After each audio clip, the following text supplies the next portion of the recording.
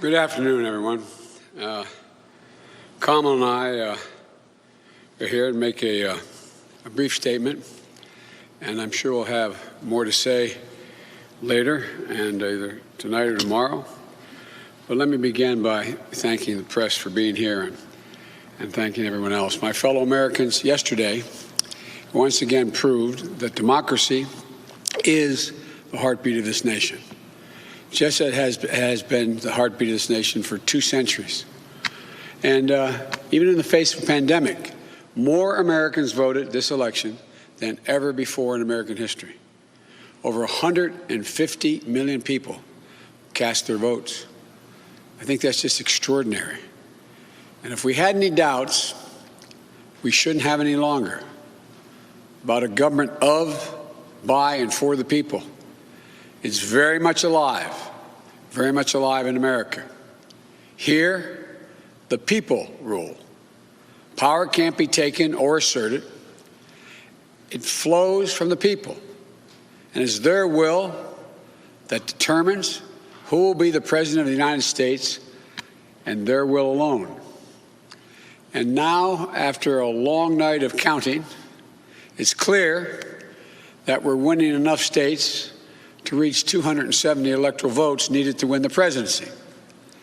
I'm not here to declare that we've won, but I am here to report that when the count is finished, we believe we will be the winners.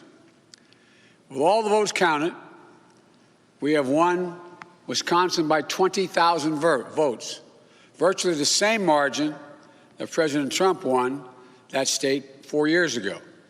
In Michigan, we lead by over 35,000 votes, and it's growing. A substantially bigger margin than President Trump won Michigan in 2016. Michigan will complete its vote soon, maybe as early as today.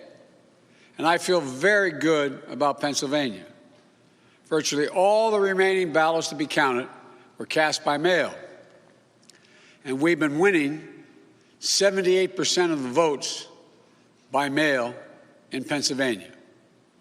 We've flipped Arizona and the 2nd District of Nebraska. Of special significance to me is that we've won with the majority of the American people. And every indication is that that majority will grow. We have a popular vote lead of nearly 3 million votes, and every indication is that will grow as well. Indeed, Senator Harris and I are on track to win more votes than any ticket in the history of this country that ever won the presidency and vice presidency. Over 70 million votes. I'm very proud of our campaign. Only 3 presidential campaigns in the past have defeated an incumbent president. When it's finished, God willing, we'll be the 4th. This is a major achievement. This is a major achievement. And it's been a long and difficult campaign, but it's been a more difficult time for our country, a hard time. We've had hard campaigns before. We've faced hard times before.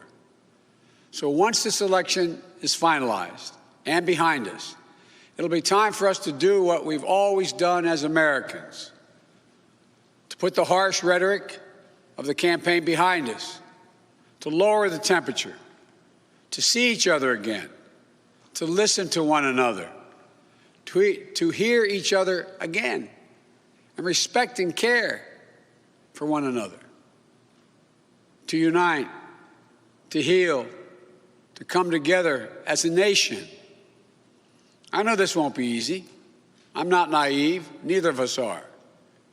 I know how deep and hard the opposing views are in our country on so many things. But I also know this as well. To make progress, we have to stop treating our opponents as enemies. We are not enemies. What brings us together as Americans is so much stronger than anything that can tear us apart. So let me be clear. We are campaigning as a Democrat, but I will govern as an American president. The presidency itself is not a partisan institution. It's the one office in this nation that represents everyone.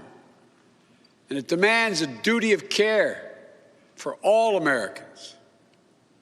And that is precisely what I will do. I will work as hard for those who didn't vote for me as I will for those who did vote for me. Now, every vote must be counted. No one's going to take our democracy away from us. Not now, not ever. America's come too far. America's fought too many battles. America's endured too much to ever let that happen.